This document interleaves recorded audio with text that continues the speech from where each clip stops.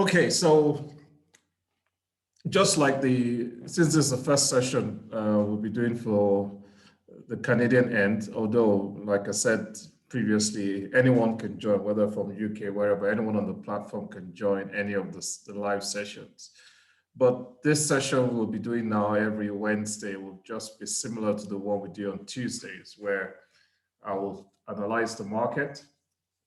We'll discuss the trading opportunities for the day. And then after I've analyzed the market, it will be opened up for questions. So if you have any questions, any issues, anything that you need clarifying, anything you don't understand, this is the weekly avenue to ask as many questions and have things clarified during this session. So that's the main aim of the session. So the session can either last 5 minutes, as in analyze the market. If there are no questions, it will end in a very short time. If there are lots of questions, it can go on for a long time. So how long it lasts will all depend on questions and answers. Okay, so let's kick off. So as usual, we'll start off by looking at the economic calendar to see what's coming up. And the main markets we'll be looking at will be the Euro US dollar and the dollar Canadian dollar. So now that we've got this session for people in North America, I'll be analyzing those two markets, Euro US dollar and the dollar Canadian dollar. So we'll be looking for reports of high importance and also noting reports of medium importance that could affect the Euro US dollar and of course the dollar Canadian dollar. So let's have a look. Today is the 10th of March. As usual, always make sure you choose your own time zone. Obviously, I'm currently in Rwanda, so the time zone I'm using is GMT +2. So all these times quoted here are GMT +2 times. Obviously, for Canada, you use GMT -5. So I've just changed it now to Toronto time, GMT -5. So you can see all the times have changed. So actually, let me just leave it there for Toronto time for now, but I'll change it back quickly so I don't get myself mixed up. So we're currently using Toronto time, GMT -5. So we're trying to see which reports of high importance or medium importance are due out today that could affect the currency pairs we're looking at.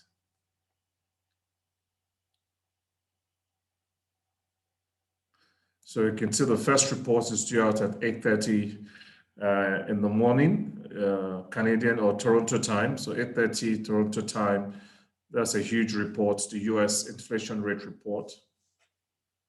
Reports out of the United States affects all markets. So all markets are affected by that report at 8:30 due out from the United States. This is Toronto time. And then at 10 o'clock is the big one. The Bank of Canada interest rate decision. And there are no more reports of high importance today. So the two main reports today, it's the US inflation rate report at 8:30 Toronto time. And then the last report of high importance today is at 10 o'clock in the morning, Toronto time, the Bank of Canada interest rate decision. So we'll start with the Euro US dollar first. So with the Euro US dollar, this Bank of Canada interest rate decision is not going to directly impact the Euro US dollar.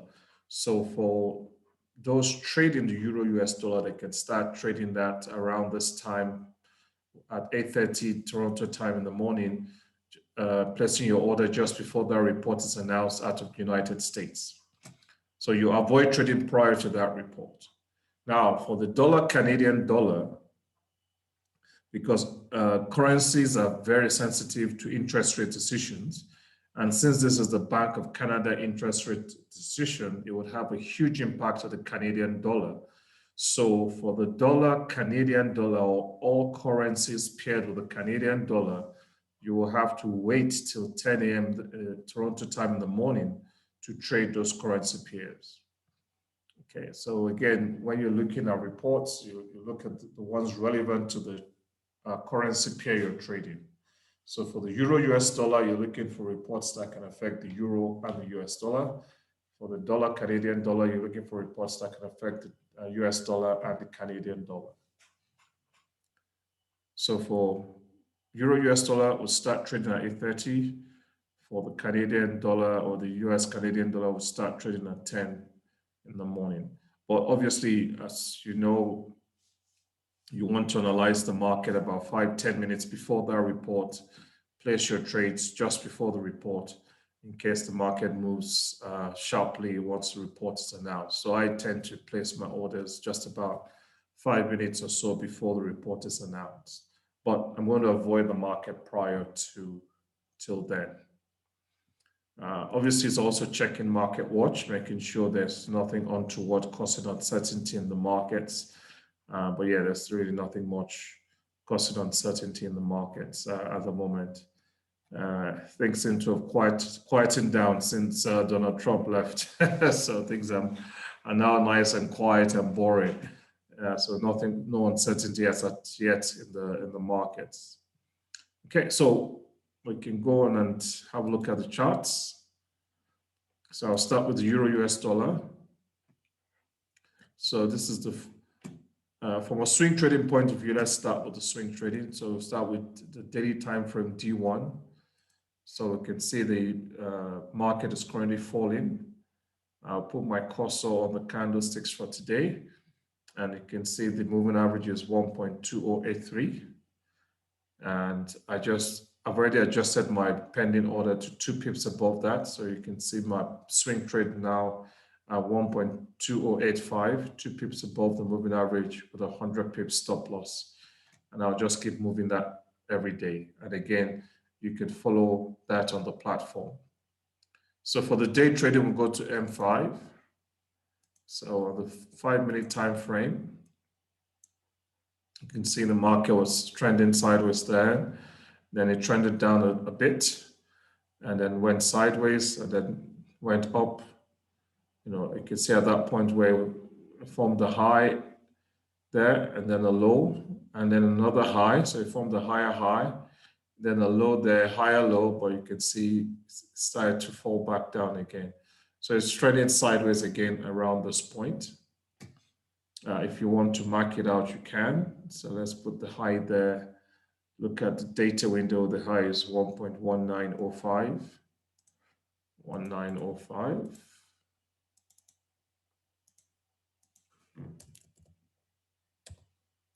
Okay, I just want to say it's in the 5-minute time frame, and I just marked it as high for the M5. And the low is just this current candlestick. That's 1892.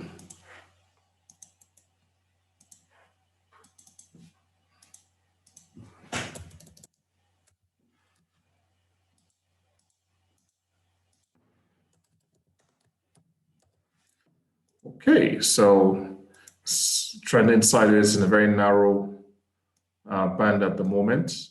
But like I said, I'm not going to place any trades just yet because we have the US inflation rate report coming out at 8:30 Toronto time in the morning. So I'm going to wait till then before we reassess the market and decide where to place our pending orders at that time. And I'll post that on the platform at the time. So that's for the euro US dollar. And for the dollar Canadian dollar, the USD Canadian dollar. Again, now for the USD Canadian dollar and also for the pound dollar, I tend to use the moving average 100. So for the euro US dollar, I use the moving average 50, but for the USD CAD, I use the moving average 100. So again, looking at the daily time frame. I'm sorry, Dr. Remy. Yes, go ahead. Why the difference? Why do you use different 50 and 100? Yes, it's just from the experience. Again, if you go back to the recording on moving averages, there's no fixed parameters you use. You adjust it to suit the market you're trading. But obviously, sometimes that comes with experience of seeing which one works better for the market you're trading. So for example, let me change this to moving average 50. So you can see with the moving average 50, it just keeps crisscrossing the moving average all the time. So it's not very reliable for trading the euro, the dollar, Canadian dollar. Whereas when you use moving average 100, it doesn't crisscross it as much as the 50. Same with the pound dollar. So again, this is just something I discovered with experience and with time, and then found that the 100 is better for the USDCAD and the pound dollar. But the 50 I use for the other currency pairs. But yes, that just comes with experience and adjustment and observing what works and what doesn't work. Okay, thank you. Pleasure.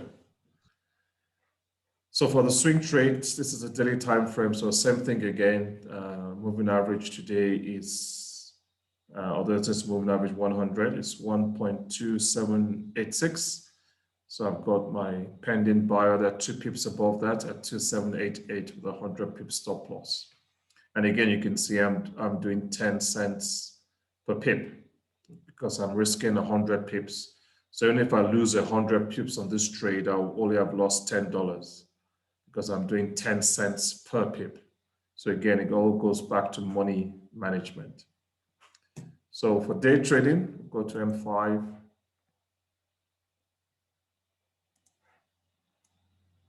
So again, you can see where the USDCAD was initially trending up, and it got to that high point and started to fall. So you can see it's now falling haphazardly at the moment. But again, we're going to leave the market alone in view of the Bank of Canada interest rate decision coming out at 10 o'clock in the morning Toronto time. So for the USDCAD, I'm going to leave alone, not place any others till just before the interest rate decision. So that's the plan for today. Oh, let me quickly change my time zone back to GMT +2. So you can see for me, the US report is coming out at 3:30 Rwandan time, and the Canadian report is coming out at 5 p.m. Rwandan time. Okay. All right. Any questions? Yes. So because it's coming out at 5 p.m. Rwandan time, you will not trade until that report comes out at that time? Yes. Well, for the Canadian, for the USDCAD, for the Euro US dollar. So for the Euro US dollar, 5 minutes before this report at 3:30 Rwandan time, five minutes before the US report, I would assess just the Euro US dollar for trading opportunities and place my pending orders then. Right. Then, but I won't do anything with the USDCAD. Then just about 5 minutes before the Bank of Canada interest rate decision, that's when I'll now analyze the USDCAD and place my pending orders just before that report. Okay, thank you. But as usual, it will be posted on the platform. So I'll post both of them. What I'm doing just before the US inflation rate report with the Euro US dollar, and I also post on the platform what I'll be doing just before the Bank of Canada interest rate decision at 5 p.m. Rwandan time. Okay, thank you. Pleasure. I have a question. Go ahead. That's what this session is for, so questions. If we go back to the US CAD trading, thank you. So right now, it's trading sideways, and it looks like it's been trading sideways for a bit. If by the time that you go back to assess the market about 10 minutes to, it's still trading sideways. You said you place your trade just like 5 minutes before. Yeah. If it continues in this sideways trend, do you still place the trade, or do you wait right till after that report then is out to know where to place your trade? Well, I mean, that's the beauty about trading. It's difficult to say what you do at that time because it depends on what the market looks like at that time. So for example, now, if this is exactly what the market looks like 5 minutes before the report, I will place a pending sell order just below the pivot point and a pending buy order just above R1. If this is exactly what it looks like. At 5 minutes too. Yeah, exactly. But obviously, it might. So obviously, for example, if by 5 minutes to it's already broken the pivot point before then, and now it's broken the pivot point, and the moving average is still above the pivot point. Don't forget, you want to make sure your buy order is somewhere above the moving average, and your sell order is somewhere below the moving average. So if 5 minutes before the Bank of Canada report comes out, the market has fallen a bit, broken the pivot point, then at that time, the only place I can sell is S1 and buy above R1. So again, that's why it's important you wait till that time and then see exactly what the market is showing you and then decide that. Okay. Yeah, so if this is exactly what it's showing me, my sell order will be below the pivot point, the buy will be above. Because you can see, like you say, it was initially trending down a bit, then it's going sideways. But again, you can see R1 is clearly outside the sideways trend. The pivot point at the moment is clearly outside the sideways trend. So I can use them to sell or to buy and to buy. But yes, come 5 minutes before the interest rate decision, the whole picture might have changed. So I'll have to base my decision then as to what I see at that time. Are other people not reading the market? Like, why would anybody even be trading? Sorry, come again. I said, yeah, if we are waiting Yes. to trade based on, what we're looking at, what we see the market doing, are other people not doing the same? Like for all these sideways trends right now, well, clearly people are still trading, but they also know that, do they not know that is it not everybody that knows that what we know? Because I'm just curious as to why other people are trading and they're not waiting. Because they don't know. It's because they don't know. Okay. No. All right. So we can assume that everybody knows. Everybody should know, but unfortunately, I mean, this is going to shock you. Over 90% of people who trade haven't got a clue what they're doing. So they just mess around. They've either been taught badly or they're just guessing or they're just messing around, including so-called professional traders. And that's why, again, you find there's a high number of people or high percentage of people get themselves wiped out trading.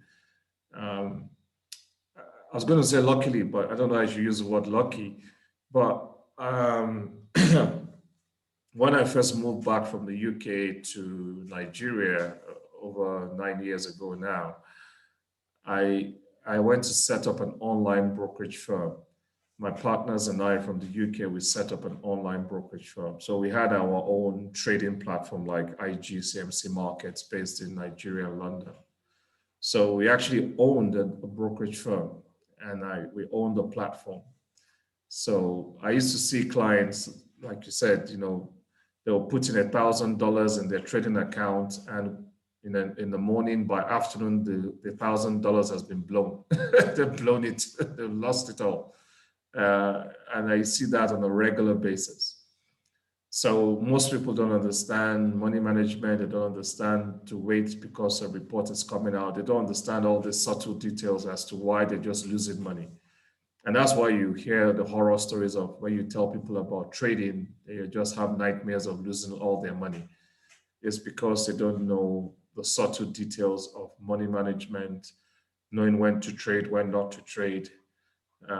Because yes, if everybody knew that, you won't be getting all this so-called horror stories about people losing thousands, millions. I don't know if I showed you, but let me show you again. I'm sure I showed you during the course, but I'll show you again because I saved this article because just to emphasize what you just said now. Now, where is it? Morgan, the JP Morgan story? No, no, no, no. The young guy who killed himself. Oh, okay. No, I don't think I. There's one in the UK and one in USA, and let me see if I can I find. remember that story. Yeah, I was quickly show Pukola. I've seen one. Let me first show you the first one, and then maybe I'll Google the second one. Okay, so this is the first one.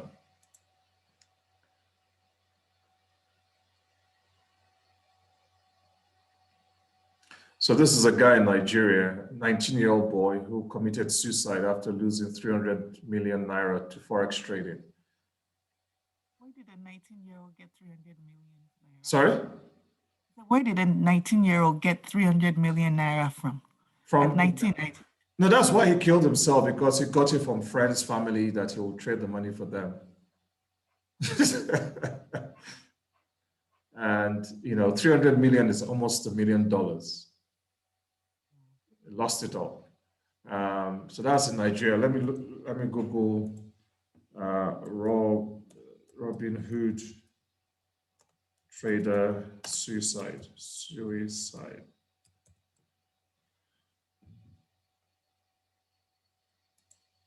So that's the thing about, unfortunately, that, yeah, so this is a young trader who dies, dies by suicide after thinking he racked up big losses on Robinhood. So he had a lot of losses and killed himself. So this is another, which country was he? I think it was in the United States. So yeah, unfortunately, a lot of people just start trading without much knowledge, without much information, and surprise, they lose a lot of money. And unfortunately, if you're like those two examples where you've lost thousands or possibly millions, that can drive you to kill yourself, which shouldn't be the case. Just like you've rightly now said, Bukola, that this sort of scenarios and examples I've given you, there's so many of them. So like you rightly said, Bukola, if these guys knew about money management, if they knew about when to trade, when not to trade, would they have those horror stories? They wouldn't. But unfortunately, there are a lot of people out there trading with a lot of money and not having a clue what they're doing. Greed as well. Exactly. But the greed comes because they don't know what they're doing. So, because most people just think trading, which is what I find out before people come to the course, they just think trading is about clicking buttons and making money, and that's it. Just click buy, sell, and you make your money and you go. They think it's that easy. That's what most people think. Because they just hear people making money on trading. Obviously, you don't need any qualifications, as you all know. Nobody asks you for your PhD or your high school's diploma. You know what I mean? Before you open a trading account. So anyone can open a trading account, put in your money and start trading. There's no restrictions. So long as you're 18 and above, you can open a trading account and start trading. And people hear stories about people making millions trading and making a lot of money trading. So they just think it's that easy, And of course, unfortunately, there are a lot of scammers out there who will say, oh, come, you can make millions trading. In fact, that's one of the reasons why I actually stopped. My partners and I stopped the online brokerage business we're doing because, it defeated the purpose, because we own a trading platform, but we're telling people to be careful, not to trade too much. You know what I'm saying? And as you know, the broker makes money from the spread. So we're telling people to behave themselves and trade properly, which is not good for us, because then they won't trade a lot. You don't make money. So you find other brokers, they'll be encouraging to trade. They'll tell you that, oh, it's very easy. It's better you trade with $10,000. That's the better way to make money, blah, blah, blah. So people just pump people's head with fake, false information, giving them the impression it's quite easy, not knowing they're advising you for their own pockets. They're telling you to do things that's not to your own benefit, it's to their own benefit. So a lot of people are not just well taught. Because, and that's why, like you said now, because you've been for the course, that's why you're saying that why are people not behaving rationally? But unfortunately, not a lot of people have the knowledge and information you have, and thereby they make terrible mistakes and wonder why they're losing all their money in a short time. I mean, I've seen that there's a guy who, I mean, again, because I've been teaching for over 18 years, I have so many horror stories personally and from the news. Because there was a guy, there are two guys. There's one I know, he used to have earn a six-figure salary as a pharmaceutical head. And he used to lose hundreds of thousands of pounds a month on trading until he came to my course. And he was so thankful that, and there was another one too who was losing a lot of money. He was a doctor and he couldn't sleep at night. He was always watching the trade. His wife was so worried about him. Again, when he came to my course, it was his wife who actually called me. I didn't know. That's why she told me that, thank you, that my husband now sleeps at night because he now knows how to, trade well. So yeah, just a lot of people don't have the right information about trading, and then they do crazy things and get themselves in all sorts of mess, and they don't know why. Thank you. So yeah, I've got lots of horror stories to tell you. I have one other question. Yeah. Do you also share your wins on this platform? Do people get to share their wins? Like, so how you share, what you're trading? Do you go back to say, okay, by the way, this trade that we placed yesterday, this is how much was made from it, so that people kind of see out? Yes, that's exactly what I do on the platform. Is win or lose, whether I'm making money or losing money, you see it on the platform. So, sorry, place? Where do you share that? In the same yeah, the same post. So okay. if we go back to, let's go back to yesterday.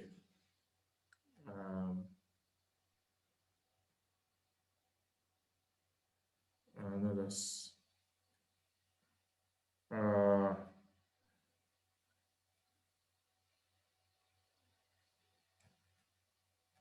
gosh, I put a lot of posts on the thing yesterday. Anyway, there we go. So this is yesterday, end of trading.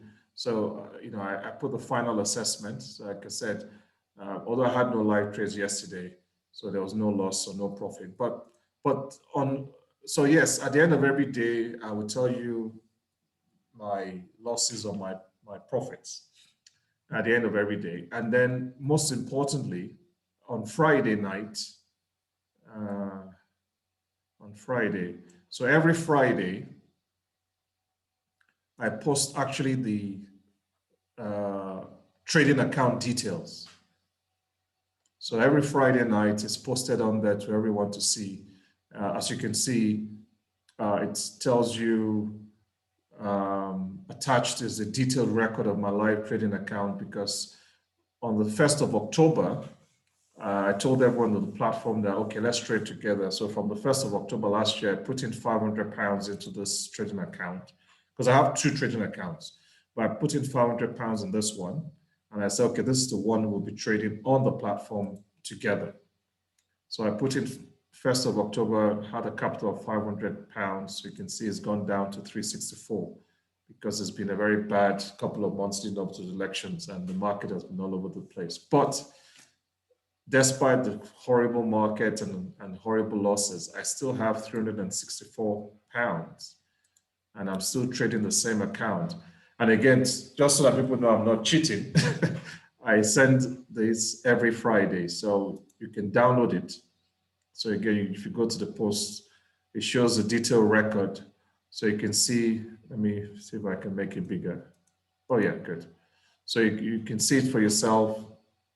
You can see there from the 1st of October, where I deposited my card $500. In fact, while I was on I did it live. I actually funded the account live with everybody seeing me fund it. And then you can see the detailed record of all the trades I've been placing since October. And of course, if I deposited money again, you would see it. So if I cheated, you can see it. And it's all there, all the trades in detail. So you can see how it was falling and then start to go up. And so yes, so everything is there on the platform. There's nothing to hide.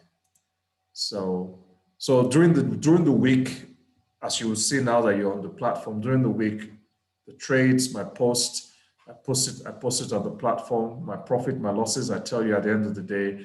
And then on Friday, I post the up-to-date detailed account. Okay.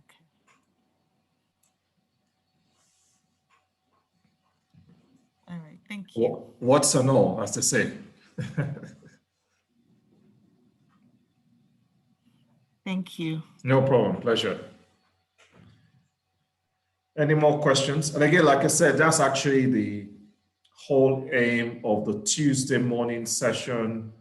So the live trading sessions we do Tuesday morning UK time at 6 a.m. and now Wednesday 6 a.m. Toronto time. That's the whole aim of the session. Is I've carved out that time to say, okay, any questions you have, let me have it. So it's a space to ask as many questions. Of course, if you have any issues with your platform, I can look at your screen like we did to Bukola yesterday. So yeah, that's the whole aim of this session is to ask all the questions, iron out any issues or problems, and that's what we do. You were saying Pastor Mikel might not be able to make all the sessions, but I always remind everyone to that. Even me, I might not be able to make all the sessions myself. So some sessions are, I'm now becoming a farmer. So we've started a goat and coffee farm. So that's the new business I'm launching now. So I'm going to have to start learning about coffee, and it's about a 3-hour drive from my place to the farm. So even sometimes I might not be able to make all the sessions, either the Tuesday morning or the Wednesday. So sometimes, well, I do give people notice. I will tell them and send a note to everyone that, the session might not hold, will not hold, but I try and make as many as possible. But so when you were telling me that Pastor Mikel might not be able to make all the sessions, I was thinking to myself, well, even me, I might not be able to make all of them. But no problem. So you're growing coffee? Yes, coffee and goats. Goats? Yes. Also rearing goats. Yes, but to sell the meat. To sell the meat. Of course, yeah. Wow. So that's it's myself, my brother, and my Rwandan partner. That's great, Dr. Remy. Oh, thanks. What I like about, if you look at our logo, although you can't see it clearly, but our logo has the head of a goat and a coffee bean. Goats and coffee. Okay, nice. So why goat as well? Coffee takes 3 years. So we're already just in the process of planting the coffee, and it takes 3 years to have a fully grown coffee tree. So it's in 3 years, we'll have the fully grown coffee tree and we can start exporting. And then once the coffee tree is grown, you can harvest that same tree for the next 10 years or more. But it takes 3 years to grow. So we need to make money during those 3 years. So that's where we added the goats to it, because the goats, within 6 months, you're selling the goat meat. Nice. Good stuff. Good stuff. So you're also providing employment. Yes. For Rwandese. Yes, in fact, the aim is to have a community development. We're going to, but I'm praying, and by God's grace, I'm planning to use it as a template, as a model, because our aim is to, as you can see here, what we're all about is community development and empowering the local people. So our hope is that we will get all of them into, obviously one, gain employment, because they'll be the ones who will be paying to farm the land. Number two, we're going to encourage some youngsters to start their own business. So where we'll give them the goods for free and help them sell it at a premium price. And then we're planning that when we start making a good profit, we want to build a community center where the youngsters can come and play football, basketball, learn about computers, coding, and inspire them, counsel them, motivate them. But anyway, yeah, we've got lots of plans. That's great. That's such good work. Yeah. That's such good work. It's all just so I don't get bored.